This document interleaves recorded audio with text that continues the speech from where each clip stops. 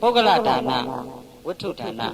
နှမျိုးကိုဖယ်ပြီးတော့စေတနာဒါနမှာပဲဒသနာတမ္ပရာကအလုပ်လုပ်ပါတယ်ဒါနနဲ့ပြောလိုက်တာဟုတ်ပြီနော်သီလလည်းထုံနေ၎င်းအဲ့ဒီဒါနမှာလည်းခုနကတော့ကိုကကိုရှိမှတစ်ချက်ရှိပြီးတော့အလူကံပုဂ္ဂိုလ်ကိုငားမှုလှူတာကတော့ကိုတဲ့ရော့ပြီးလှူတာဖြစ်ကိုကတော့ဆန်ကောင်းလေးနဲ့စားဘုန်းကြီးကတော့ဆန်စိုးကအဲ့ဒါဆိုရင်တော့ကိုရှိတဲ့စိတ်ကအလူကံပုဂ္ဂိုလ်ကိုလျှော့လိုက်တာဖြစ်ခြင်းကြောင့်သူ့ကိုတော့ဒါသဒါနကျွန်နဲ့အလားတူတဲ့ဒါနလို့ဒီလိုခေါ်တယ်ဟုတ်ပြီနော်လဲပဲနေလှူတယ်ကို့မှာတစ်ချက်ရှိရင်တစ်ချက်ပဲလှူတယ်ကို့1000ရှိရင်1000ကိုစားတာကြက်သားစားရင်ကြက်သားလှူတယ်ကိုငပိရစားရင်ငပိရသူ့တဲ့ကောင်းအောင်ကို့မှာမဖန်တီးနိုင်တာဖြစ်ခြင်းကြောင့်လဲပဲလှူတာကိုတော့တငယ်ချင်းဒါနတဟာယဒါနလို့ဆိုတယ်အဲ့လိုမဟုတ်ဘဲနဲ့ကိုယ့်ရဲ့အနက်နာခံပြီးတော့ကိုကတစ်ချက်ဖိုးရှိပြီးတော့သူ့ကိုနှစ်ချက်ဖိုးလှူတယ်ကိုကညံ့နာစားပြီးသူ့ကိုကောင်းတာလှူတာမျိုးကိုတော့ပါမိဒါနဒီကနေ့ဘာပဲပြောနေနိုင်ငံတော်မှာပတ်စံရှိနေတဲ့ပုဂ္ဂိုလ်တွေအာဏာရှိနေတဲ့ပုဂ္ဂိုလ်တွေသူ့ဘာသာသူကောင်းတာဒိုးတော့မသိဘူးသို့တော့ပါမိဒါနရှိရင်သူများတဲ့ကောင်းတာမှန်းစားတယ်အဲ့ဒီဘောဒီဘောကဟိုဘောကအကျိုးကျေးဇူးကိုဒီဘောကခံစားရတယ်ဒီဘောကအဲ့ဒီအကျိုးကျေးဇူးကိုအသုံးမချတတ်ရင်တော့ဒုတိယဘဝမှာမွဲရင်ဘောတာဟုတ်လားပြောကြဘာလဲဒါသဒါနသဟာယဒါနတာမိဒါနဓမ္မမိတ်ဆွေသူတော်စင်ပေါင်းတို့ခမညာဓမ္မမိတ်ဆွေသူတော်စင်ပေါင်းတို့ခမညာဒီကနေ့ကျွန်တော်တို့ရဲ့ဓမ္မတုတ္တ channel လေးမှာဓမ္မဒါနဖြင့်နာယူကြရမယ်ဆရာတော်ကတော့ဓမ္မစီရီဆရာတော်ဥကောတန်လာဖြစ်ပါတယ်ဆရာတော်ဟောကြားမယ်တရားတော်ကတော့တကြံအထူးတရားဝဲတရားတော်ဖြစ်ပါတယ်ကျွန်တော်နဲ့အတူတရားတော်များကိုနာယူကြဖို့ဖိတ်ခေါ်ပါတယ်ခင်ဗျာဗုဒ္ဓံဓမ္မံသသံဃံသတရဏံကတောသတ္တရိရိယသစ္စာနိသမ္မာပညာယပတ္တိယောကျင်ပုဂ္ဂိုလ်သည်ဗုဒ္ဓံသသစ္စာသိမြင်ဘုရားရှင်ကို၎င်းဓမ္မံသသစ္စာလေးတံဓမ္မမှန်ကို၎င်းသံဃံသမဂရံ၄ပါးပလရံ၄ပါး၈ပါးရိယာမြတ်သံဃာနှင့်တကောပရိယတိတာဝန်ပရိပါတိတာဝန်ကိုအာသွန်ကျိုးပန်ထတော်မူကြကုန်သောသမုဒိနွယ်ဘွားထေသငါများကို၎င်းတရဏံဣတိကိုယ်ကိုရာဆက်ဟူ၍ကတောစိကပါဤသောထိုဘုရားတရားသံဃာယနာမြတ်၃ပါးကိုကိုယ်ကိုရာဆက်ဟူ၍စိကသောပုဂ္ဂိုလ်သည်သတ္တရိရိယသစ္စာနိဧကဒုက္ခရိယသစ္စာဧကဒုက္ခသမုဒယရိယသစ္စာဧကဒုက္ခနိရောဓရိယသစ္စာဧကဒုက္ခနိရောဓဂာမိနိပရိပရာရိယသစ္စာဟူ၍သစ္စာလေးရတရားမြတ်တို့ကိုသမ္မာပညာယမဖောက်မပြမှန်ကန်သောဝိပဿနာပညာမဲ့ပညာဖြင့်ပတ္တိသိနိုင်မြင်နိုင်တွေ့နိုင်ပါ၏ဟူ၍မြတ်စွာဘုရားရှင်ကိုရောမြတ်ဟောကြားသောပါဠိတော်နှင့်လျောညီစွာဘုရားမြတ်ဆုံးယရဏတရားမြတ်ဆုံးယရဏသံဃာမြတ်ဆုံးယရဏဟုဆိုသောယရဏမြတ်သုံးလေးတို့ကိုအမြတ်ဆုံးယုံကြည်၍ရှိခိုးယုံဖြစ်သောယရဏတရားပဏာမကုသိုလ်ကံစေရဏတရဏကောင်သုံးပါးနဲ့တကွရှစ်ပါးသင်္ဃတော်မြတ်ကိုခံယူခြင်းသုံးကြရသောသင်္ဃမယကုသိုလ်ကံစေရဏဘုဗ္ဗမောဇာပါရစေရဏသုံးဝပြဋ္ဌာန်းလျက်လူရန်ကြရသောဒါနမယကုသိုလ်ကံစေရဏတန်ဃာတော်ရှင်သူမြတ်တို့သည်ဟောကြားသောတရားတော်တို့ကိုယုတိစွာနာယူမှတ်သားရခြင်းဤဟုသောဓမ္မတဝနာကုသိုလ်ကံစေရဏထိုတရားတော်လာသည့်အတိုင်းကျဉ်းကျဉ်းကျိုးကိုပွားများအထောက်ကြရသောဘာဝနာမယကုသိုလ်ကံစေရနာဖြာဖြာတို့ကြောင့်ယခုပဇကဝ၌ပင်လနိဋ္ဌပိရယမံကသိင်ကြောင့်ကြခြင်းကြကုန်သည်သာလံဖြစ်၍စောင့်ထိန်သီလဒါနစာဂိပါရမီကုသိုလ်တို့၏အဟောင်းကြောင့်မသိရမရမမြင်ရသေးသောတရားတို့ကိုသိရရခြင်းဤဟုသောကောင်းကျိုးချမ်းသာတို့နှင့်ပြည့်စုံကြကုန်ပြီလျင်အာဇာတိပရိသန်နှင့်တည်နေခြင်းမရှိတတ်သောအာဇာရံကဏယုယဝရခြင်းမရှိတတ်သောအဗျာဒိနာခြင်းခံကနှိစ္စချက်လည်းမရှိတတ်သောအမတံခန္ဓာလဲကျွေတရားခြင်းပြမှလည်းကင်းတတ်သောတေယံမယန္တာရှင်မြတ်တို့ကင်းဝစံပြောရာအသင်္ကရတနိဗ္ဗာန်မြတ်ကိုရနိုင်ရောက်နိုင်ကြသည်ဖြစ်စေဟံဗန္တိ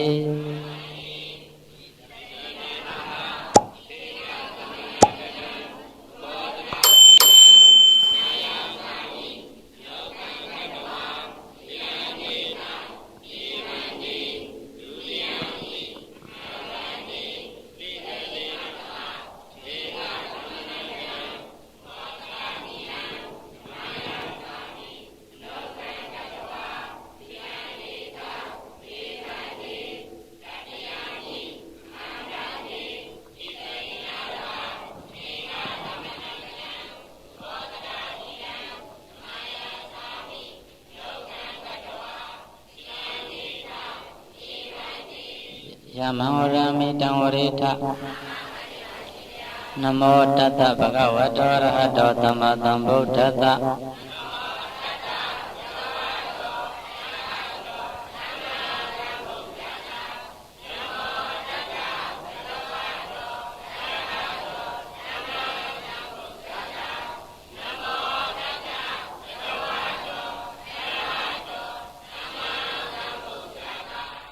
ဗုဒ္ဓံတရဏံဂစ္ဆာမိဓမ္မံတရဏံဂစ္ဆာမိသံဃံတရဏံဂစ္ဆာမိ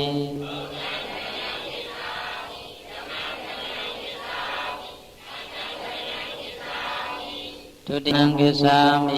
ဒုတိယံမိဓမ္မံတရဏံဂစ္ဆာမိဒုတိယံမိသံဃံတရဏံဂစ္ဆာမိ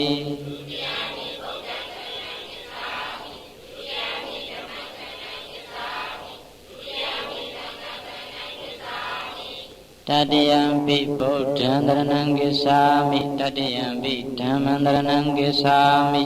တတိယံပိသံဃံတရဏံဂစ္ဆာမိ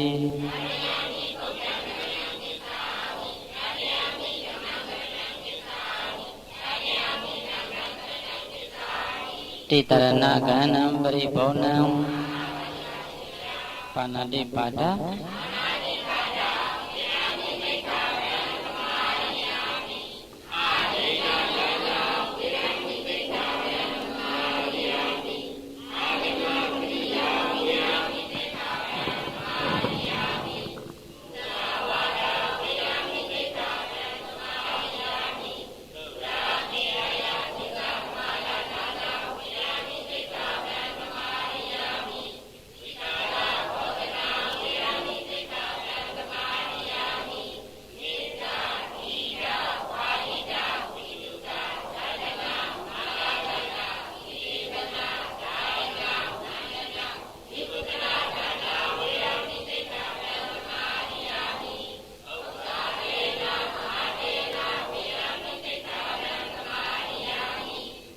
ယံမေပုညံအာတဝက္ခယဝဟံဟောတုဣရမေဒါနံဣရမေသီလံနိဗ္ဗာနတ္တပစ္စယောဟောတုပန္တိအရှင်မြတ်ဘုရားမေတ္တိတော်ဤဣဒံပုညံဤကောင်းမှုသည်အာတဝက္ခယအာတောတရားလေးပါးတို့ဤကိုယ်ရာဖြစ်သောနိဗ္ဗာန်သို့အာဝဟံရောက်အောင်ရွတ်ဆောင်နိုင်သည်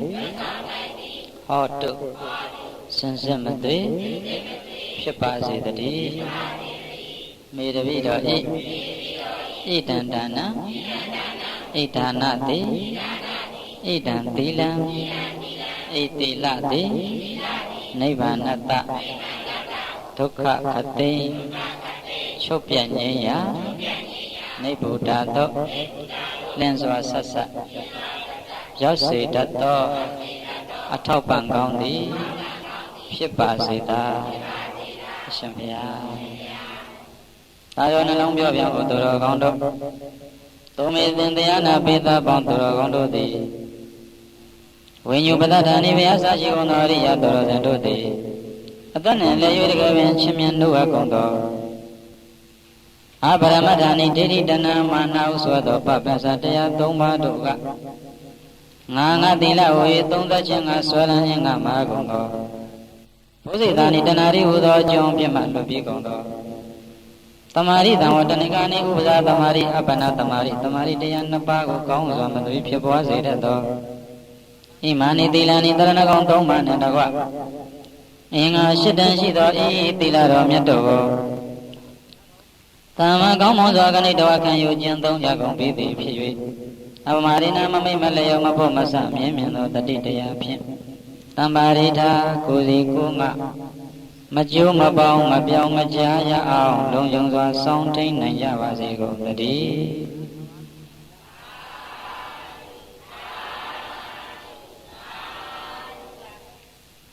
သာသနာတော်နှစ်2540 ကောဇာတက္ကရာ1365တကူလာပြည့်ကျော်9ရက်နေ့73ရက်4လ2004ခုနှစ်ရန်ကုန်တိုင်းဒဂုံမြို့တင်မြောက်ပိုင်းမြို့နယ်42ရပ်ကွက်၌ရှိသောဓမ္မစေတီထေရဝါဒသာသနာပြုကျောင်းတိုက်အတွင်းမှာအခါရင်ကာလဥပုပ်သီလတရားဆောက်ရည်တည်ခြင်းနဲ့တကွဓမ္မသဘင်ဆင်ကျင့်ပရသောတရားနာသီလယုတ်တရားနာကြွရောက်လာကြကုန်သောအာလုံးသောဒါနချစ်ခင်သီလချစ်ခင်တမာရိချစ်ခင်ဝိပဿနာချစ်ခင်ကြကုန်သောသူတော်ကောင်းပေါင်းတို့သည်တရားနာနေစဉ်သီလဆောက်တည်စဉ်ဘာဝနာကမ္မထံစိဖြတ်နေစဉ်ကာယဒုက္ခစိတ်ဒုက္ခနထာနာနဲ့ပြေဝကြပါစေလို့ဤဓမ္မစေတီကျောင်းတိုင်းမှာမေတ္တာအဘိဓမ္မာနှုတ်ခွန်းဆက်၍ဒီကနေ့သီလယူပြီးအဆုံး၌သီလယူပြီးသောပုဂ္ဂိုလ်များသည်အဲ့ဒီသီလကိုယူပြီးတဲ့အတိုင်းထားရင်ဟိနဘာဂိယသီလလို့ဆိုပါတယ်။ဟုတ်တယ်လေ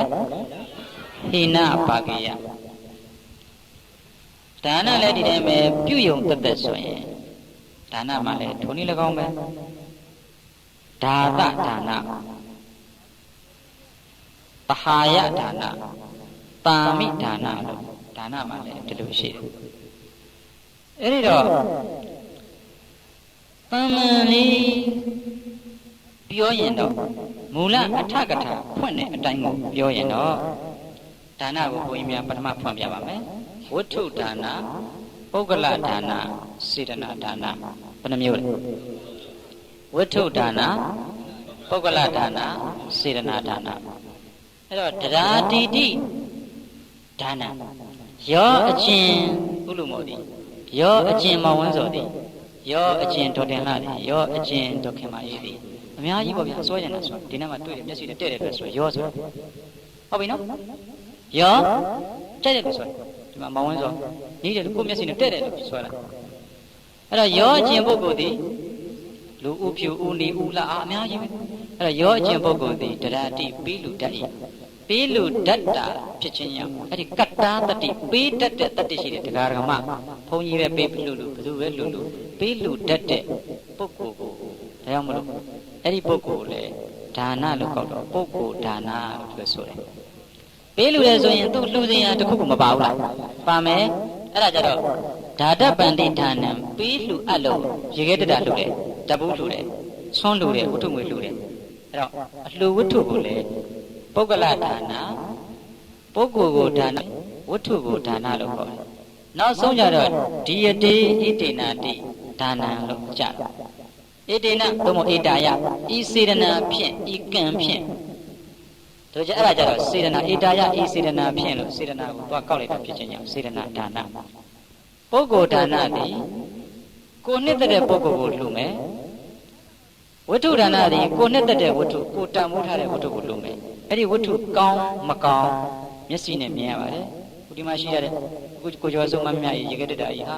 ထိုက်ကောင်းလိုက်လားဟာဒီမှာအန်တီဆွေလှူထားတယ်ဟာရေခဲတတာညံ့လိုက်လားဟာဦးကိုဝင်းစောကာကြီးလှူထားတယ်ပစ္စည်းကိုကြည့်ပြီးတော့အညံ့အကောင်းနဲ့လိုက်ပြီးတွေးလို့ရတယ်ပမာဏလုပ်လို့ရတယ်ဟုတ်ပြီနော်ဟောမြင်လွယ်နေတာဟိုမှာရေခဲတတာဟိုက TV television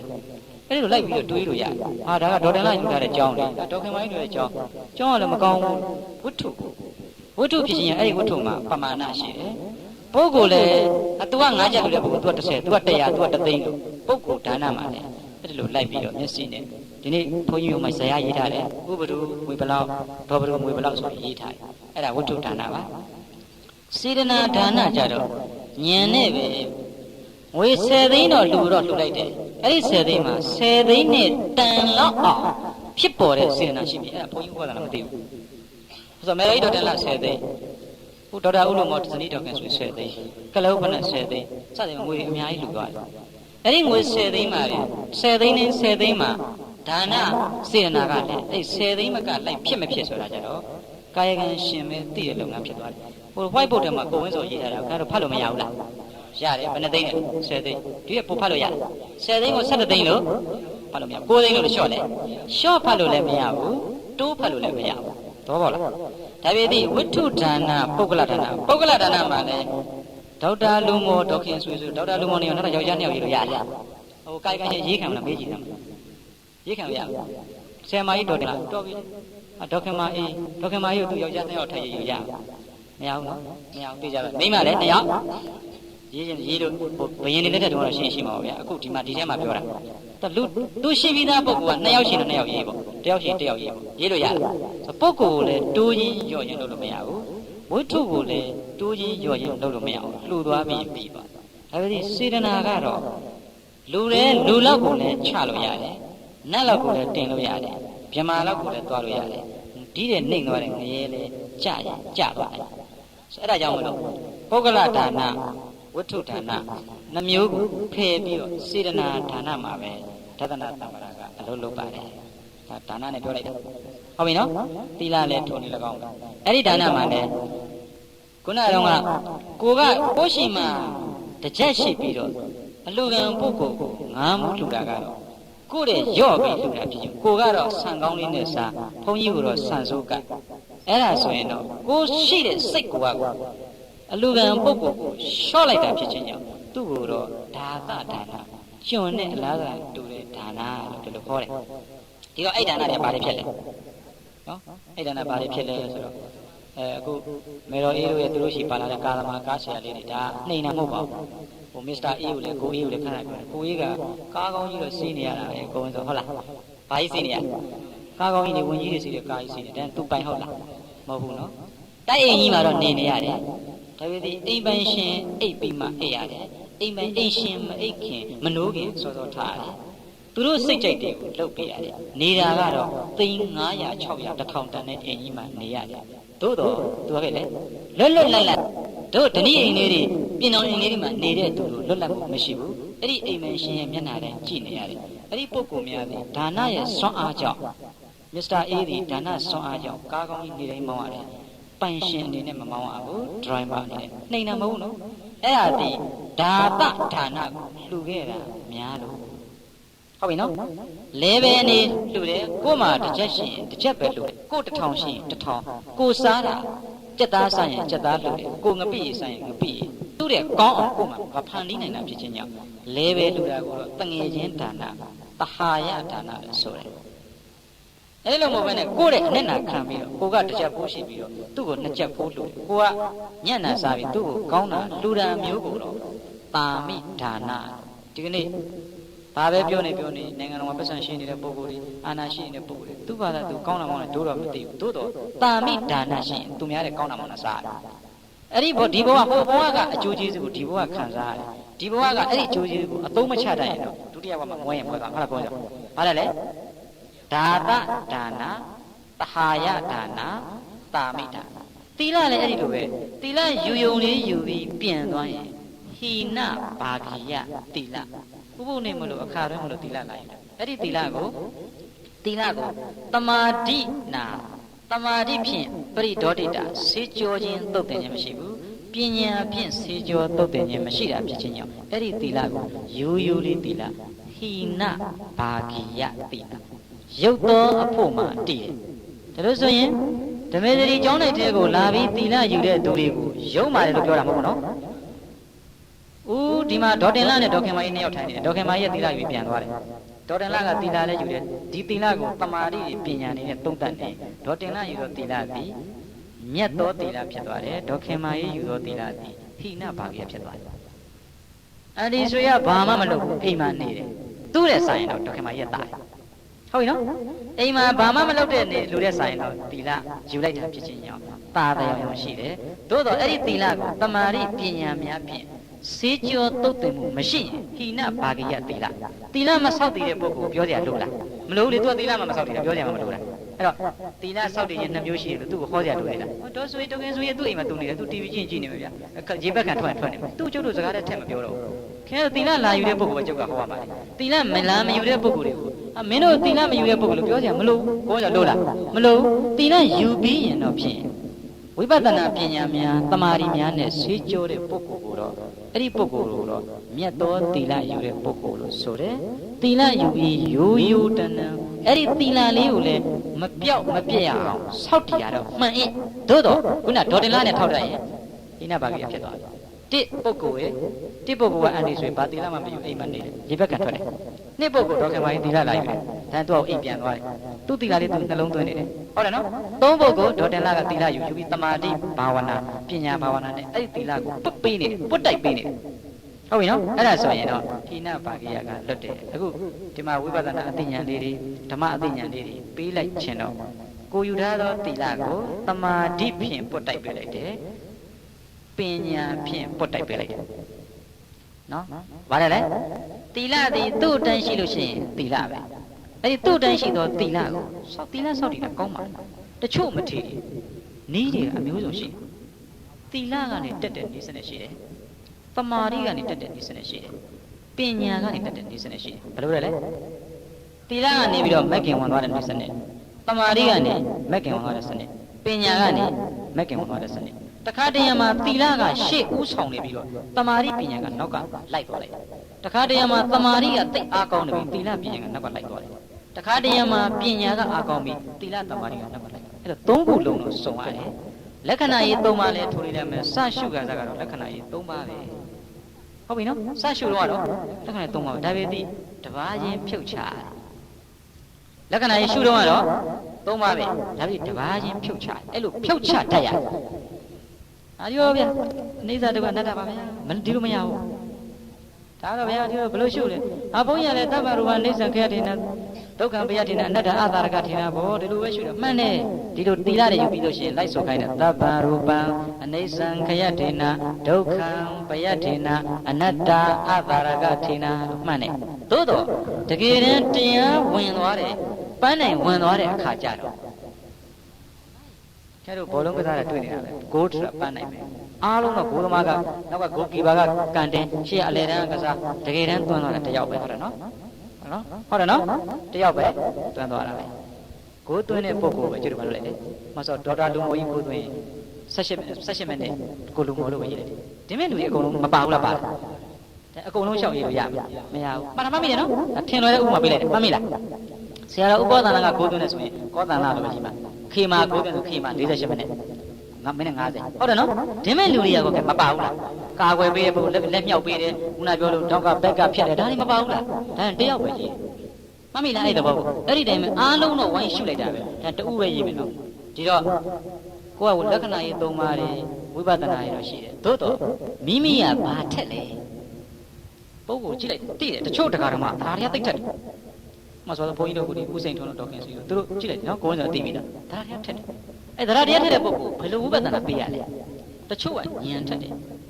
တချို့ကတမာတိအားကောင်းတယ်အဲ့ဒါသရတ္တိန်တွေတရားတရားထက်တဲ့ပုဂ္ဂိုလ်ကအနိစ္စဝိပဿနာကိုများများရှုရတယ်မှတ်လားရေးတာနော်ဘာလဲတတ္တိန်တွေတတ္ထာတရားထက်တယ်အရာရာကိုကြည်ညိုခြင်းနဲ့တရားတရားရှိတယ်ဟိုဟာလေးဆိုလဲလှူခြင်းလိုက်ဒီဟာလေးဆိုလဲလှူခြင်းလိုက်ဟိုတရားဝဲဆိုလဲသွားလိုက်ဒီတရားဝဲဆိုလဲသွားလိုက်သူကသူ့တဏ္ဍာမှာတတ္ထာတရားအဲ့ဒီတတ္တိန်တွေကတိတ်ခဖြစ်နေတဲ့ပုဂ္ဂိုလ်ဒီတမာတိအားပြော့တယ်ပညာအားပြော့တယ်သူဒီအနိစ္စဝိပဿနာကိုရှုရပါအနိစ္စအနုပဿနာကိုရှုရပါအဲ့လိုအနိစ္စအနုပဿနာကိုရှုလိုက်တာဖြစ်ချင်းကြောင့်ခုနကတော့ကအနိစ္စခယထေနဆိုတဲ့စကားရဖြစ်ပြတရားတွေဖြစ်ပြီးပြတ်သွားတယ်သူ့အတွက်အဲ့ဒီစကားလေးပြရတယ်ခယထေနဒါတွေကဖြစ်လာပြီးပြတ်သွားတယ်ကုန်ခန်းတတ်တဲ့သဘောလို့သိရတယ်အဲ့လိုသိလို့ရှိရင် तू ကဘာဖြစ်လဲအနိစ္စလို့ရှုလိုက်သောပုဂ္ဂိုလ်သည်အာ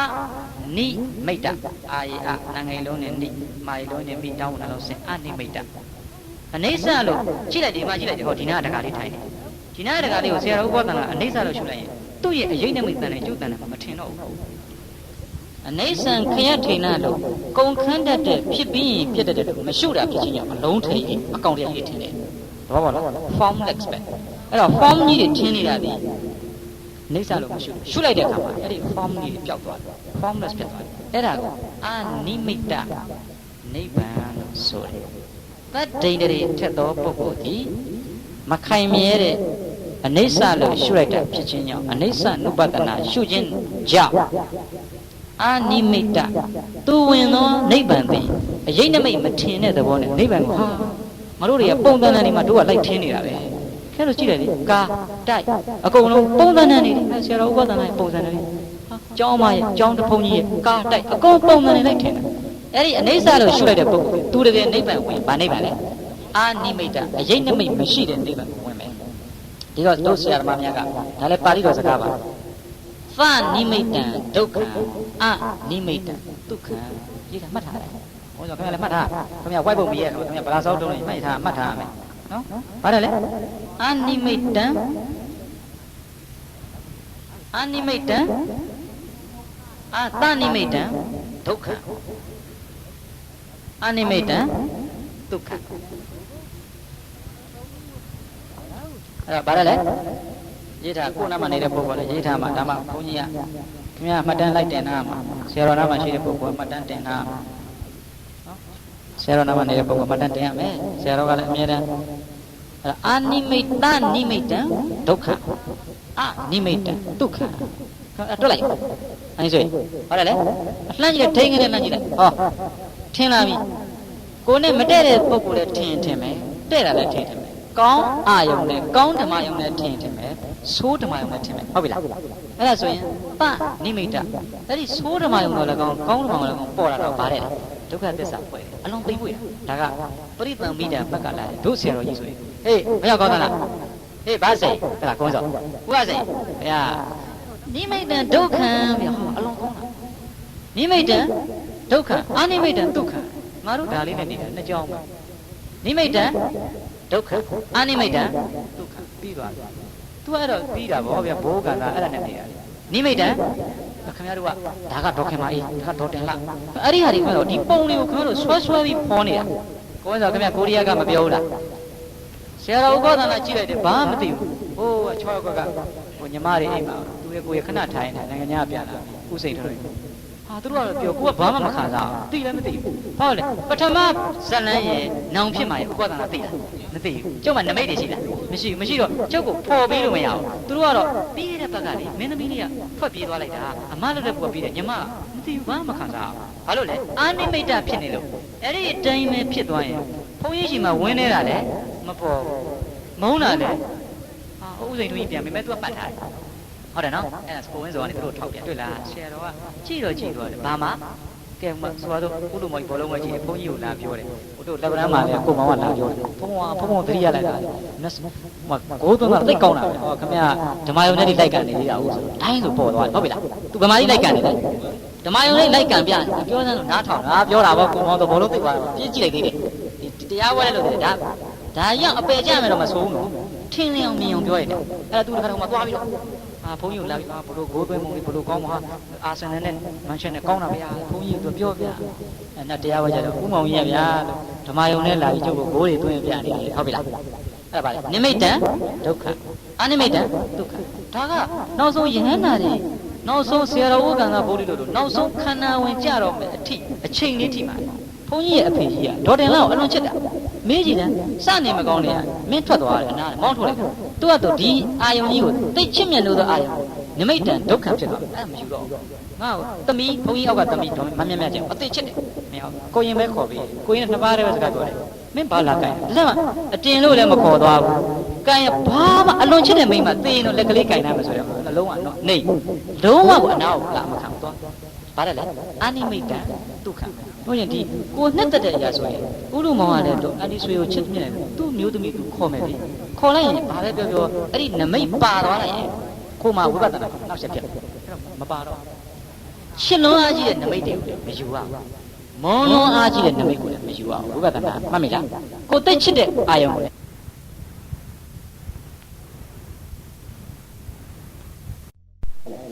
ဒုက္ခအနိမိတ်တံဒုက္ခဒါဆိုရင်သတ္တိန်တွေထက်သောယောဂီသည်အနိစ္စနုပဒနာပွားရင်ကိုယ်ဝင်ဆိုရင်ဘာနိဗ္ဗာန်ရမလဲ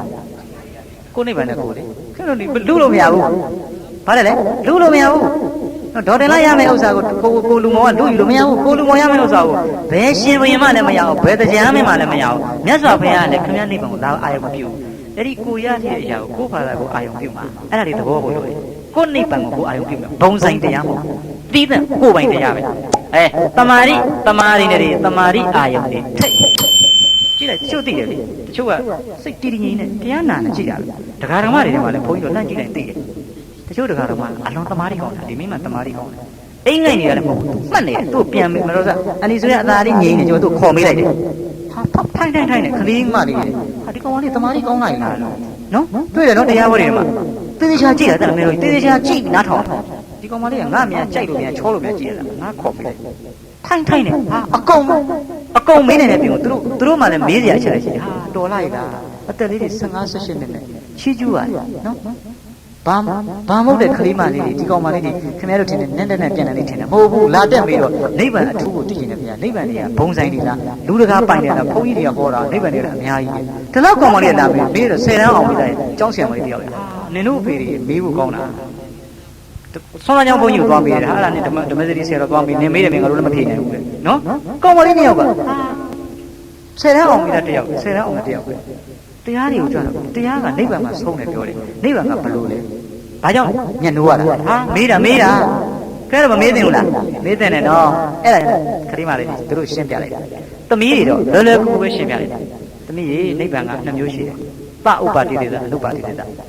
ပဥပါတိတေသဆိုတာကိရိတာကျန်တယ်အနုပါတိတေသမကျန်ဘူးမင်းတို့တယောက်ကနမူနာပြောမယ်မင်းကတကိုယ်လုံးဝဲတွေပေါက်နေတယ်ဟာညလည်းအဲ့လိုမရဘူးရာပြီးဟာမင်းကလည်းဝဲပေါက်နေတယ်ဘုံဘုံကမင်းတို့ကိုဆေးပေးလိုက်တယ်မင်းကအောက်ပိုင်းပျောက်သွားတယ်ခေါင်းလေးတွေရတယ်လက်ကလေးရတယ်ပေါင်လည်းမရတော့ခါလည်းမရတော့မင်းကတော့တကိုယ်လုံးပျောက်သွားတယ်။ तू ကပျောက်သွားတယ်ဆိုညအေးစေးအေးရတယ်။ तू ဒီအနုပါတိတဲ့နိဗ္ဗာန်နဲ့တူတယ်။ကိရိတာအကုန်လုံးကုန်သွားတဲ့ယဟန္တာဖယား तू မင်းကတော့တဝက်ကတော့ပျောက်သွားတယ်အပေါ်ပိုင်းလေးပဲရတယ်။ထိုင်လို့ရတယ်လမ်းလျှောက်လို့ရတယ်။ဟုတ်ပြီနော်ခါတိုင်းထိုင်လို့လည်းမရဘူးလမ်းလျှောက်လို့လည်းမရဘူး။မင်းအခုထိုင်လို့ရတော့လမ်းလျှောက်တယ်အဲ့တဲ့ခါမှာတော့ကိုယ်လေးနဲ့ရတယ်။အဲ့ဒါဒီသောတာပန်သက္ကရာကအနာဂံကြီးရဲ့ကိရိတာမကုန်သေးတဲ့ပုဂ္ဂိုလ်နိဗ္ဗာန်နဲ့တူတယ်။နားလည်းတော့လား။နားလည်းနော်ခရီးမလေးသဘောပေါက်သွား။သဘောပဲကြီးသဘောပေါက်လားဟုတ်ပြီနော်အဲ့တော့ဒီမှာဒေါက်တာလာကြီးကဝဲတွေရပြီးကုန်နေရတယ်ဟာဟိုဒေါက်ခင်မကြီးကလည်းဝဲတွေရကုန်ဘုန်းကြီးဒေါက်တာလုံးကသူတို့ဆေးပေးလိုက်တယ်ဒေါက်ခင်မကြီးကတော့တချမ်းပြောက်သွားတယ်အရင်ကထိုင်လို့လည်းမရဘူးကားလည်းစီးမရဘူးလမ်းလည်းရှောက်မရဘူး6ဒီမှာလည်းဝဲတွေလေအပေါ်ပိုင်းလေးတော့ကြံသေးတယ်ဟိုကိလေသာကြံသေးတယ်ဒါပေမဲ့အောက်ပိုင်းကငြိမ်းမနေဘူးလားအဲ့ဒါတာဥပတိတေတာဗျအန်ဒီခုနဒေါက်တင်လာကြတော့တကိုယ်လုံးငြိမ်းသွားပြီအဲ့လိုလည်းရတယ်စားတော့လေဒုက္ခရှိတယ်မရှိဘူးအဲ့တော့လေမရှိဘူးအဲ့ဒါအနုပါတိတိသနိဗ္ဗာန်နဲ့တူတယ်ဒီလောက်ဆိုရင်ကတော့မှတ်မိတော့မယ်နော်ဒီတော့တမာရိထက်သောပုဂ္ဂိုလ်များတမာရိအိန္ဒြေကောင်းသောပုဂ္ဂိုလ်များသည်ဒုက္ခရှုရပါတယ်ဒုက္ခံဘယတ္ထိနာဒီယုံနာတွေကိုဒုက္ခလို့ထင်ဖို့ကတမာရိလိုတယ်မထင်ဘူးတို့ကတော့ဘုန်းကြီးဥပဒေကတော့ကိုယ့်ကိုပညာတတ်ကြည့်လို့တော့မယူဆဘူးကိုကတော့အနတ္တနုပဒနာကိုပဲကြိုက်လို့အဲ့ဒါကိုပဲရှုပါတယ်ဟုတ်ပြီနော်တမာရိအားကောင်းတယ်ဆိုရင်ဘာရှုမလဲဒုက္ခနုပဒနာကိုရှုနားလည်လားပြောကြည့်နော်တမာရိအားကောင်းရင်ဒုက္ခနုပဒနာကိုရှုတမာရိအားကောင်းမှာတမာရိတည်သွားရင်ပေါ်လာသမျှအာယုန်ဒုက္ခမှာဆုံးတယ်လို့သူကသိတယ်အနိစ္စသမားကပေါ်လာသမျှအာယုန်တွေဖြစ်ပြမှာဆုံးတယ်လို့သိတယ်မတူဘူးနော်နည်းနည်းလေးပြောင်းသွားတယ်ဘူးလို့မဟုတ်နည်းနည်းလေးပြောင်းသွားတာခင်ဗျားတို့ကလက္ခဏာရေးသုံးပါအနိစ္စအနိစ္စဒုက္ခအနတ္တမရဘူးဒါမှမဟုတ်ဒသနာတ္တမှာအဲ့လိုမရဘူးအနိစ္စကဘယ်မှာဆုံးလဲဖြစ်ပြမှာဆုံးတယ်ဖြစ်ပြကအဆုံးလိုက်ဒုက္ခကတမောင်းနဲ့ဒုက္ခနုပဒနာကဘယ်မှာဆုံးအတော်ရတမာတိအနိစ္စကဖြစ်ပြမှာဆုံးတယ်ဒုက္ခကသမဆုံးအနိစ္စနုပဒနာခုနကတော့တတ္တိနေတွေကဖြစ်ပြမှာဆုံးကြည့်တယ်တမာတိကဒုက္ခလို့အကုန်လုံးကိုဖြစ်ချင်းပြချင်းကိုမကြည့်တော့ဘူးအဲ့ဒီဥစ္စာကိုဆင်းရဲရောအမှဒုက္ခမှာဆုံးတယ်ဒုက္ခပဲတစ်လုံးနဲ့ပဲအဲ့ဒုက္ခကိုတမာတိတည်နေမှကြည့်လို့ရတယ်ဒုက္ခနုပဒနာဟုတ်ပြီနော်အဲ့ဒုက္ခနုပဒနာကိုကိုဒီဖြစ်ချင်းပြချင်းဥပါဒနာခန္ဓာကကိုကိုနှိမ့်ဆက်တဲ့အရာလို့သူကကြည့်ပฏิပိလနဟိုပုဂ္ဂိုလ်ဟိုအနိစ္စသမားကအဲ့ဒီဥပါဒณะခန္ဓာတွေဖြစ်ပြီးရင်သူ့ဘာသာသူ့ဘာသူပြက်သွားတာပဲလို့သိတယ်တူတော့တူတယ်ဒီဘက်ကပုဂ္ဂိုလ်ကဖြစ်ချင်းပြက်ချင်းနေငါတို့ကိုနှိမ့်ဆက်နေတယ်လို့သူမြင်တယ်အနှိမ့်ဆက်ခံလို့မြင်တယ်ဟိုကဖြစ်ပြက်လို့မြင်တယ်မြင်မှုလေးနည်းနည်းလေးကွာသွားတယ်နော်ဘာလဲလဲနည်းနည်းလေးကွာသွားတယ်ဒီကားကြီးရဗျမုံလိုက်မောင်းလိုက်တယ်မောင်းပြီးတောက်ဆိုဆက်လို့ပြီးဝုန်းဆိုကဆက်ပြန်ရက်သွားတယ်ဟာဖေးရဖေးကလည်းမောင်းဟဲ့ကိုယ်ဟော तू ပြောမယ်လေကိုယ်နှစ်ကလည်းဘုန်းကြီးကမပြောဘူးလားနှစ်ကလည်းကိုယ်ပဲဆက်နေကိုယ်ပဲပြန်နေဆိုအလကားပဲ तू ကပါတယ်လေအာအန်ဒီရဲ့ဒါကျွန်တော်ကဒီကားသဘောကဖြစ်တယ်တာ तू ကဖြစ်ချင်းအဲ့လိုမဟုတ်ဘူးဥလိုမောကြအဲ့လိုမဟုတ်ဘူးဟာ ဒီကားကြီးကဒီလောက်ပဲဆက်နိုးလိုက်ပြက်လိုက်ဆိုတော့ဒီကားကြီးရှိနေငါတို့အလကအလုတ်ပူတာပဲနှိမ့်ဆက်တာပဲမြင်တယ်နည်းနည်းအမြင်လေးနည်းနည်းပြောင်းသွားတယ်လက္ခဏာရေးသုံးမှတူသေးလားနည်းနည်းလေးပြောင်းသွားတယ်ခုနကတော့ကဆက်နိုးတိုင်းနိုးလိုက်တိုင်းပြက်တယ်အနည်းကလည်းအခါနာပြက်နေတာနေဥစားလဲဝါရှော့မပြဘူးလားလို့သူအဲ့ဒီပြက်ချင်းဖြစ်ချင်းပုံမှာဒေါခင်မကြီးကြည့်လိုက်တယ်ဥလူမော်ကြတော့ဥလူမော်ရဲ့မိမတော့အန်တီဆွေရဟာဘေးရဘေးကားရတယ်ဒီကားကြီးတို့တော့ဝန်တော့ဝန်ပိုးကြီးပါဒါကြီးကတို့ကအမြဲတမ်းပဲဒုက္ခပေးနေတာပဲနှိမ့်ဆက်နေတဲ့တရားတော့မြင်တယ်အမြင်လေးနည်းနည်းပြောင်းသွားအဲ့ဒါကြောင့်မလို့ဒါလို့ဆိုရင်ကားရှိတဲ့ပုဂ္ဂိုလ်တိုင်းကားရှိလာပြီဆိုရင်အဲ့ဒီကားကကိုယ့်ကိုနှိမ့်ဆက်တယ်ဒရိုင်မာတယောက်ခေါ်တယ်ဘိန်းအောင်စားလိုက်ဟုတ်ပြီနော်ကားသီးဝယ်လိုက်တယ်ခဏခဏပြတ်တယ်ရောင်းရပြောင်းဆိုရင်ကားမစည်းတော့ဘူးလို့ယူဆလိုက်တယ်ကားလိုချင်သိရှိသေးလားမရှိတော့ဒီမင်းရယူယူမယ်ဗျာဒီမင်းအိမ်နေတိုက်နေတော့ဘေးရကားငှားစီတာပဲကောင်းတယ်ကားကိုမလိုချင်တော့ဘူးဒါတော့ခုနကတော့ဖြစ်ချင်းရှုလိုက်တော့အန်ဒီအေးကအနိစ္စလို့ထင်တာဖြစ်ချင်းကြောင့်ကားကြောင့်ဆိုသူအာယုံနဲ့မပေါ်တော့ဘူးအာနိမိတနိဗ္ဗာန်ဝင်သွားတယ်ဥလူမော်လို့ကြတော့ဒီကားကြီးကနှိမ့်ဆက်နေတာဖြစ်ချင်းကြောင့်ခင်ဗျားတို့ကားကြီးကခင်ဗျားတို့အမြဲဒုက္ခပေးလို့ဘယ်တော့မှကားကိုမလိုချင်တော့ဘူးအဲ့ဒါကြောင့်ဒုက္ခလို့တမာရိအားကောင်းလို့ဒုက္ခလို့ရှုရင်ဒုက္ခမှာသွားဆုံးတာဖြစ်ချင်းကြောင့်မလိုချင်လို့အပနိဟိတနိဗ္ဗာန်ရတယ်ပနိဟိတကတောင်းတာဒီကားမကောင်းရင်ခုနတော့အန်ဒီရေးကြတော့မေတော်ရေးကြတော့တော့ပါလေ तू ကဟဲ့ကိုရင်နင့်ကအခန်းကဒီမိကားတော့လဲလိုက်တာ तू အနိစ္စဖြစ်ချင်းကနောက်တစ်ခု तू တောင်းတမှုနဲ့မဆိုင်တော့ဘူးအနိမိတအယိနမိတ်ပုံတန်နဲ့မထင်ဘူးဒီဘက်ကကြတော့ဒုက္ခဘယလို့မြင်တာဖြစ်ချင်းကြောင့်ပါတော့နှလုံးဆင်းနာကြည်လုံးနဲ့ဒီဟိုင်လုံးနဲ့ဟိတောင်းမူတာအပနိဟိတတောင်းတာခြင်းကင်းတဲ့တောင်းတာခြင်းမရှိတော့တဲ့နိဗ္ဗာန်ဝင်တယ်ဝင်ပုံကြီးမတူကိုနိဗ္ဗာန်နဲ့ကိုဝင်ပဲလူဝင်လို့ရလားမရဘူးနော်ဒေါတင်လာတို့ဒေါခင်မအေးတို့ကသူတို့ကအနိစ္စလို့ရှုရင်သူတို့အာနိမိတနိဗ္ဗာန်ဝင်ဥလူမောရဲ့နိဗ္ဗာန်နဲ့ဝင်လာလို့ရလားမရဘူးကိုကလည်းကိုပဲထုံးတယ်မရှိဘူးအဲဒီတော့ပြင်းငိမ့်တွေထက်သောပုဂ္ဂိုလ်ကတော့သို့မဟုတ်အနတ္တ ानु ပဒနာဘက်ကပြောရင်ကဲဥလူမောကြီးကဘယ် ानु ပဒနာရှုရင်လဲအနိစ္စ ानु ပဒနာရှိရင်ငါတဏ္ဍာမှာတရားထက်လာကြည့်ဒုက္ခ ानु ပဒနာရှုရင်ငါတဏ္ဍာမှာတမာတိတရားထက်လာကြည့်ဟုတ်ပြီလားအနတ္တ ानु ပဒနာရှုရင်ပညာထက်လာကြည့်ဟုတ်လားမေရောကြီးနော်မေရောကြီးတော်တယ်တေချာနာတော့နော်ဒါဒီတရားအခါတွဲမှာကိုယ်လူနဲ့ကိုဖြစ်ချင်းကြောင့်တရားကိုချမဟုတ်ဘူးဘေးစကားခင်ဗျားတို့ထေရဝါဒကဘာပါဒသနာတံပရာဘာပါလို့အဲ့ဒါတွေပို့စရာလိုသေးလားမလိုတော့အသားတည်းရဲ့ပဲမှတ်တော့ဟုတ်ပြီနော်ဘာမှဓမ္မစရိကျောင်းတွေကိုခေါ်လာကြမလို့တော့အသားပဲတည်းရဲ့မှတ်အဲ့ဒီတော့ကိုကအနတ္တ ानु ပဒနာကိုကြိုက်တယ်အိန္ဒြေနဲ့ပြောရင်ပညာတွေထက်တယ်ဆိုရင်ဘာပွားများမလဲအနတ္တ ानु ပဒနာဟုတ်ပြီနော်ပညာတွေထက်တဲ့ပုဂ္ဂိုလ်ကအနတ္တ ानु ပဒနာကိုပွားများရင်ဘာဝင်မလဲသုံးညတနိဗ္ဗာန်ဝင်မယ်အနတ္တကျတော့လှမ်းကြည့်လိုက်တယ်ခင်ဗျားတို့သုံးစိတ်နဲ့မြင်နေဖြစ်ချင်းကိုလည်းကြည့်လားကြည့်ဘူးပြက်ချင်းကိုလည်းကြည့်ဘူးဘေးလို့လည်းကြည့်လားကြည့်ဟာစေတနာခုကဘုန်းကြီးကိုလမ်းပြီးမှဒေါခင်မကြီးအကြောင်းကြီးဆောက်လုပ်ထားတယ်ဒေါခင်မကြီးနေရာမှာဥက္ကောသနာဝင်လိုက်ပြီဥက္ကောသနာလေးခေမာစာရကိုအကြောင်းဆောက်လုပ်တယ်ဒီဘောဒီเจ้าကြီးကတစ်ချိန်ညရင်နောက်နှစ်တရာတော့မပြတ်ဘူးလေမကြည့်ဘူးကြတော့စပြီးဘုန်းကြီးကခေမာသာရကိုကွန်ပျူတာလှုပ်လိုက်တယ်အခုဝါထဲမှာသွားပြီးတော့မန္တလေးကိုကွန်ပျူတာသွားလှုပ်မယ်မလှုပ်ဘဲနဲ့ကစေတနာပေါ်တယ်အဲ့ဒီစေတနာလေးမနေ့ကတော့ပေါ်သေးတယ်အဲ့ဒါငါ့ကိုကြွလာပြီးတော့ငါသတိပေးဆိုစေတနာလေးဒိုင်းဆိုပေါ်နေတော်တယ်လားကိုတော်တယ်လားကျရင်ဘုန်းကြီးကကြွလာမှာကြွလာရင်သူ့ကိုတခါလေးထည့်ပေးလိုက်အကောင်းမလားထည့်ပေးလိုက်ရင်လေရင်နဲ့တင်မယ်ယထာနဲ့တင်မယ်ဟိုကျရင်တခုချိုရင်မလားအဲ့ဒီမှာစေတနာပေါ်လာတော့ဒါငါပုပ္ပစေတနာတွေပေါ်လာတယ်အဲ့ဒီစေတနာမှာဘုန်းကြီးကတုံညတဆက်အောင်ဘုန်းကြီးကအာထုတ်လိုက်တို့ကတရားတရားရဲ့တမာရီရဲ့ပညာကိုအပန္နမှာသာဟုတ်ကွာအနတ္တတွေသာအနတ္တနုပဒနာအဲ့ဒီစေတနာဒီစေတနာတွေလည်းဖြစ်ပြီးပြတ်သွားအဲ့လိုမရှိဘူးဒီစေတနာထဲမှာကဒိဋ္ဌိတဏမာနတွေသုံးစိတ်နေပါတော့ကျောက်တန်းရှုလိုက်တယ်ကိုလောက်တာပြောတာကိုကြိုက်တာကိုလို့နော်ဥက္ကောသနာနီးကောင်းတယ်လိုက်မပြောဘူးတရားတရားကောင်းရင်ကိုဒီကွန်နဲ့တော့ဘုန်းကြီးတို့များကတော့ဖြင့်ဆရာတော်ဗရဏဥက္ကန္တာဘုရားလည်းကိုရင်လေးတွေကသုံးညတနုပဒနာကိုသင်ပေးခဲ့တာဖြစ်ချင်းကြောင့်ဓမ္မစရိဥက္ကောသနာတော့သုံးညတဆိုင်အောင်သုံးညတနီးနေပဲသွားတယ်အဲ့တော့ပြင်းရင်တွေထက်တယ်လို့ကိုကြွားကြတာမဟုတ်ဘူးထိုက်တယ်လို့လည်းကိုရှိကိုတန်တယ်မှာပြင်းရင်တွေထက်ပါတယ်ပြင်းရင်တွေထက်ရင်အနတ္တနုပဒနာသွားတယ်သွားရင်သုံးညတနိဗ္ဗာန်ဝင်တယ်ဖြောင်းလာတယ်ဖြူလာဘယ်လဲမကောင်းလားဖြောင်းဖြူလာလက္ခဏာကြီးသုံးပါလေလက္ခဏာကြီးသုံးပါဖြောင်းဖြူတယ်ဟောခင်ဗျားတို့ကဆိုဘုန်းကြီးဥက္ကောသနာကိုကျောင်းဆောက်လို့ပဲမလူသေးဘူးကျောင်းမဆောက်ရသေးဘူးဥလူမောတော်ခင်ဆိုတို့သူတို့ဝတ္ထုငွေဘုန်းကြီးမရောက်သေးဘူးဒါသူပုပ္ပစေတနာအဲ့ဒီစေတနာမှာလေဒိဋ္ဌိတဏမာနကင်းနေတော့တုံညတာတန်တန်တဲ့ကြည့်လိုက်တယ်ဒီကျောင်းကြီးက စောက်ပြီးပြိုရင်လည်းပြိုမယ်လေတက်မြင်းမျိုးငလင်လောက်သွားလို့ဒါတွေမကြည့်တော့ခုနကတော့ဒေါခင်မာအေးရတော့သူကငလင်လောက်မှာကြည့်ဩငလင်လောက်မယ်နော်ငါကြောင့်လေးပြိုသွားမယ်ဖြစ်ပြီးရင်ဖြစ်သွားမယ်သူအိဋ္ဌာနဲ့သွားတယ်ဥလူမောကကျတော့ဘယဒုက္ခနဲ့သွားတယ်ဥကောသန္တာကတော့အဲ့ဒီကြောင်းကြည့်လိုက်တဲ့ကဘာနဲ့သွားလဲတုံညတနဲ့သွားတယ်ကိုကြိုက်တာနဲ့ကိုသွားသုံးခုလုံးချပြပေးခဲ့ပြီကြိုက်တာနဲ့သွားအဲ့ဒီသုံးခုလုံးဒီဘယ်မှာသွားဆုံးလဲနိဗ္ဗာန်မှာသွားဆုံးတယ်တတ္တိန်တွေထက်အနိစ္စနုပဒနာနဲ့ရှုအနိမိတ်တနိဗ္ဗာန်မှာဆုံးတမာရိန်တွေထက်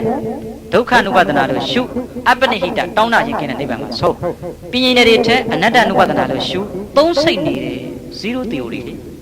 ဘာမှမရှိဘူးလို့သိပါပြီအဲ့ဒီမှာဆုံးတယ်ကိုနိဗ္ဗာန်ကိုပဲကိုဝင်ပါတယ်နိဗ္ဗာန်၃မျိုးဖြစ်သွားတယ်ရှုလက္ခဏာကြီး၃ပါးကိုအနာကျမှဖြစ်သွားတယ်ဖြာထုတ်ပလိုက်လက္ခဏာကြီး၃ပါးသည်သုံးပါးလုံးရှုမှတ်ပွားများပါတော့လေတခုပဲထင်ရှားပြီးနိဗ္ဗာန်တစ်မျိုးစီကိုပဲဝင်တယ်တယောက်တည်းကအနိမိတ်တာကောအပ္ပနိဟိတာကောတုံညတာကောသုံးလုံးတော့စိုက်အဲ့လိုသုံးနိဗ္ဗာန်လုံးကိုတပြိုင်တည်းဝင်တဲ့ပုဂ္ဂိုလ်ရှေ့ကလည်းမရှိဘူးနောင်လည်းရှိမှာမဟုတ်ဘူးယုံကြည်စွာမှတ်ဟုတ်ပြီနော်၃ယောက်လုံးလင်မယား၂ယောက်အတူတူဖြစ်နေသားမီး၂ယောက်အတူတူဖြစ်နေပါစေနိဗ္ဗာန်ကြီးကိုပူးပြီးတော့မဝင်ဘူးမရဘူးကိုယ်လည်းကိုယ်သွားကြအဲ့ဒါဟုတ်ပြီနော်လင်မယားနှစ်ယောက်ဖြစ်လို့ဥလုံးမောတော်ကစီလင်မယားဖြစ်ခြင်းကြောင့်ဒေါ်တင်လာနဲ့ဥပ္ပဒနာကတားမိဖြစ်ခြင်းကြောင့်ဒေါခင်မကြီးနဲ့ဥပ္ပဒနာကတားမိဖြစ်ခြင်းအတူတူပဲမရဘူးမရအဲ့ဒါတော့မရဘူးဘုန်းကြီးဥပ္ပဒနာတုံညတဖြစ်မယ်သူကလည်းငါသားတုံညတငါလည်းတုံညတလို့သူ့တဏ္ဍာမှာဘာအိန္ဒြေထက်မှန်းမသိပဲနဲ့ဘုန်းကြီးကသူတို့ဇွတ်ခေါ်လို့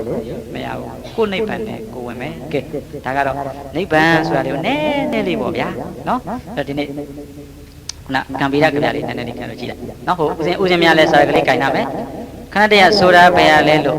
တဘာဝသိအောင်ရှားလိုက်စမ်းပါဆိုအဲ့ဒါအပေါ်မှာနေရမှာနော်ခဏတည်းဆိုတာဘယ်ရလဲလို့တဘာဝသိအောင်ရှားလိုက်စမ်းပါအဲ့ဒါအပေါ်မှာနေရမှာအောက်ပြီးတော့မှပရမတ္ထကိုသာညံမှာဆွဲလို့ခဏတည်းပဲလို့အဲ့ဒါဒုတိယအကြောင်းနေရမှာဘယ်လိုနေရမလဲဆိုတော့31ကလို့နေရမှာအနန္တရဆိုတာဘယ်ရလဲလို့တဘာဝသိအောင်ရှားလိုက်စမ်းပါအနန္တရဆိုတာတဏှာပါပဲဟိုတဘာဝကွဲအောင်မလိုက်စမ်းပါအဲ့ဒီတိုင်းနေရမှာနော်အဲ့တော့အနန္တရဆိုတာဘယ်ရလဲလို့တဘာဝသိအောင်ရှားလိုက်စမ်းပါလို့ဘဝသွားမှာဒီတိုင်းပဲအခုလဲရေးတာလေးအောက်ကျနေလို့ခဏတည်းဆိုတာဘယ်ရလဲလို့တဘာဝသိအောင်ရှားလိုက်စမ်းပါအဲ့ဒါသွားမှာပြီးတော့မှပရမတ္ထကိုသာညံမှာဆွဲလို့ခဏတည်းပဲလို့မလိုက်စမ်းပါအဘဝလည်းပဲဖြစ်ပြဆိုတာဘယ်ရလဲလို့ဆက်တဘာဝသိအောင်ရှားလိုက်စမ်းပါအကြောင်းတရားကိုသာညံမှာဆွဲလို့ဖြစ်ပြပဲလို့မလိုက်စမ်းပါအဲ့ဒါဆိုရင်နှစ်ကအကြောင်းတရားဆိုရင်အပေါ်ကဥစ္စာပါလေအကျိုးတရားကိုသာညံမှာဆွဲလို့ခဏတရားပဲလို့မလိုက်စမ်းပါဖြည့်လိုက်အဲ့ဒါလေးပရမတ္ထကိုသာဆွဲအောက်မှာအကျိုးတရားကိုသာညံမှာဆွဲလို့ခဏတရားပဲလို့မလိုက်စမ်းပါဟုတ်ပြီနော်ခဏတည်းဆိုတာဘယ်ရလဲလို့တဘာဝသိအောင်ရှားလိုက်စမ်းပါဆိုရင်အကျိုးတရားကိုသာညံမှာဆွဲလို့ခဏတရားပဲလို့မလိုက်စမ်းပါပရမတ္ထနဲ့အတူတူပဲအဘိဓမ္မာမှာအသုံးဝင်ရေးထားဘုံစောပရမတ္ထတရားများသည်အဘိဓမ္မာလေးလံလိုက်စားလိုသောပုဂ္ဂိုလ်များအတွက်အလွန်အသုံးဝင်၏ပရမတ္ထကဘာမှသုံးဝင်လဲအဘိဓမ္မာအတွက်အသုံးဝင်တယ်မပယ်ကောင်းမပယ်ကောင်းဝိပဿနာမရှုကောင်းတာပဲရှိတယ်မပယ်ကောင်းသင်ကောင်းတယ်လေးလာကောင်းတယ်အဘိဓမ္မာ၌အလွန်အသုံးဝင်၏ပရမတ္ထကဘာမှသုံးဝင်လဲအဘိဓမ္မာမှာအလွန်အသုံးဝင်တယ်အကျိုးတရားသည်တရားအားထုတ်ဖို့နော်တန်ဝေကရဖို့ဝိပဿနာဉာဏ်ကိုထင်လာဖို့အသုံးဝင်ပါတယ်ဗျာဒါပေမဲ့ဝိပဿနာတော့မထိုက်ဘူးဒါသိဖို့လိုတယ်နော်ဒါသိဖို့လိုတယ်ပရမတ္ထကိုသိရင်ဘုရားရှင်ကိုပို့လို့ကြည်ညိုပါတယ်အကြောင်းတရားကိုသိရင်ကိုကြည်ညိုမယ်ပရမတ္ထကိုသိရင်ဘုရားရှင်ကိုပို့ကြည်ညိုတယ်ဘယ်လိုကြွားသွားလဲခဏတရားကိုသိရင်သမ္မာသမ္ဗုဒ္ဓကိုပို့လို့ကြည်ညိုတယ်ဖြစ်ပျက်ကိုသိရင်ကိုကြည်ညိုမယ်ဒါလေးပတ်ထားဖြစ်ပျက်ဆိုတာအကြောင်းတရားခဏတရားဆိုတာအကျိုးတရားဖြစ်ပျက်ဆိုတာအကြောင်းတရားခဏတရားဆိုတာအကျိုးတရားအဲ့တော့အနန္တကိုမေးတယ်အထာဂောဒုက္ခနဲ့အာယတမအနန္တရှင်အနန္တတိယေနဘဂဝတိနုပသံဃမိဘုရားရှင်ရဲ့အထံကိုချင်းကပ်ပြီး၍ဥပသံဃမိတော်ဘဂဝတတတ္တိတမောတိဘုရားရှင်နဲ့တူတူစကားတွေပြောတော့တမောဒနိယံကထံကတ္တရဏိယံဝိတိတရတဧကမနနိတံနိတိတိဘုရားရှင်ကဘာပြောလဲဆိုတော့အနန္တจิตအနန္တသာစေတံအနန္တဧဝံဖုတ်စေယံကတမေတံအာဟုသောအနန္တဓမ္မနံဥပ္ပါရောပညာယတိမင်းကိုတယောက်ကမေးလာလိမ့်မယ် ဓမ္မနံပရမတ္ထတရားတို့ဤဥပ္ပါတော့ဖြစ်ပေါ်လာခြင်းဒီပညာယတိထင်ရှားလာဝယောပညာယတိအဲ့တော့ဥပ္ပါဒဝယထိတိထိတတအညတတံပညာယတိလို့မင်းကိုအဲ့ဥပ္ပါတော့ပညာယတိဝယောပညာယတိပရမတ္ထတရားတွေဖြစ်ပေါ်လာတာထင်ရှားလာလို့မင်းကိုမေးရင်မင်းဘယ်လိုဖြေမလဲအဲ့တော့ तू ကဘာပြောလဲဆိုတော့ပရမတ္ထတရားကိုတော့ तू ကမဖြေပဲနဲ့ရူပတ္တခေါ်အာဟုသောဥပ္ပါတော့ပညာယတိယုတ်တရားဖြစ်ပေါ်လာတာကိုတော့ထင်ရှားပါတယ်ဝေဒနာဖြစ်ပေါ်လာတာကိုတော့ထင်ရှားပါတယ်ဝေဒနာဖြစ်ပြီးပြတ်သွားတယ်လို့တော့တပည့်တော်အဲ့လိုထင်ရှားတယ်လို့ဖြေပါမယ်လို့ပြီးသွားပြီပြီးတော့အဲ့ဒီအာနန္ဒနဲ့ပတ်သက်တဲ့အကြောင်းအရာဒီလိုဖွင့်ဆိုတယ်ကြည့်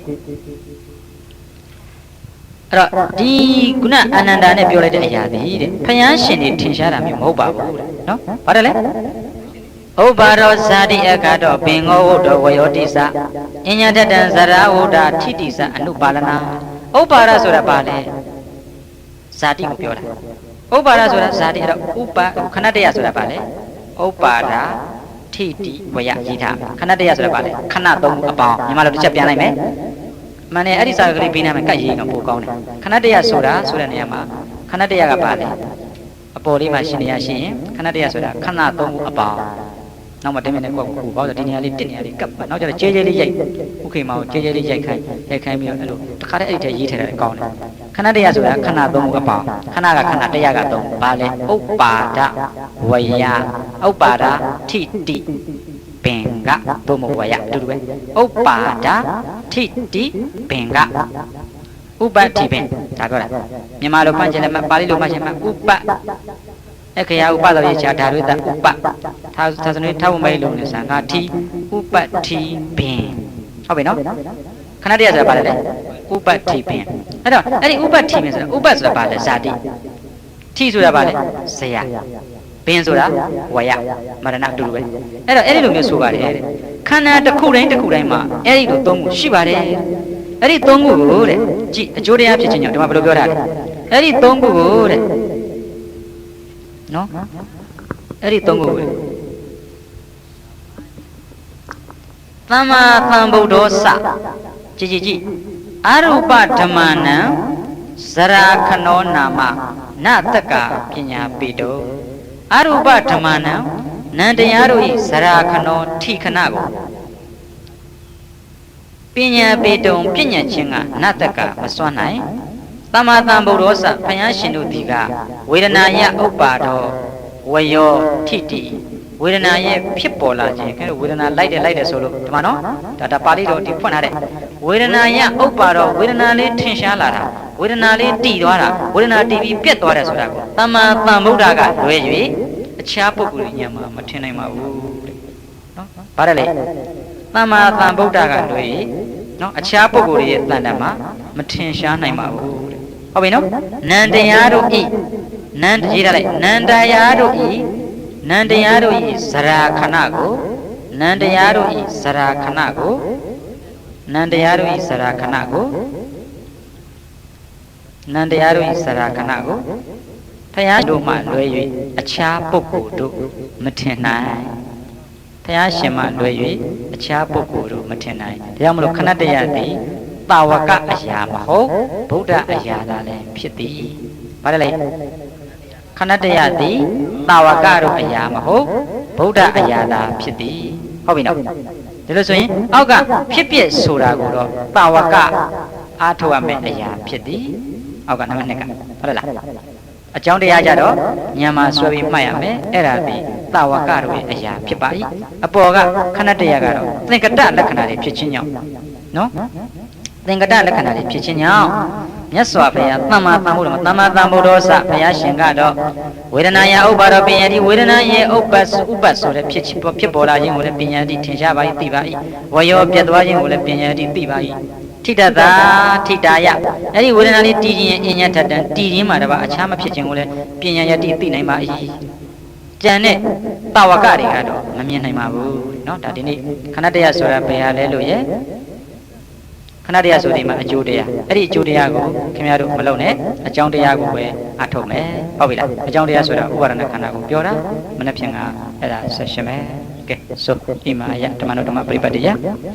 ဣမာယ ဓမ္မာနုဓမ္မပရိပတ်တိယဗုဒ္ဓံပူဇေမိဣမာယဓမ္မာနုဓမ္မပရိပတ်တိယဓမ္မံပူဇေမိဣမာယဓမ္မာနုဓမ္မပฏิပတ်တိယသံဃံပူဇေမိဤလောကုတ္တရာတရားဟောပါအားလျော်ညီသောအချင်းမြတ်ဖြင့်ဘုရားရှင်ကိုပူဇော်ပါ၏တရားတော်ကိုပူဇော်ပါ၏သံဃာတော်ကိုပူဇော်ပါ၏စိရန်တိတ္တတုသတ္တမောစိရန်တိတ္တတုသတ္တမောစိရန်တိတ္တတုသတ္တမောသတ္တမော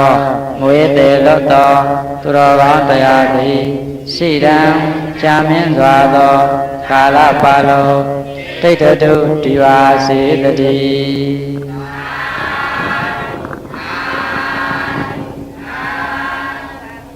တရားသင်အောင်ရှင်းတဲ့တဏှာချီကတော့တဏှာကိုတို့မြတ်တဏှာကိုသိအောင်သတောင်းတယ်မြင့်မှုမြင့်တယ်တို့ကုန်ရှိရဆိုခဲ့မည်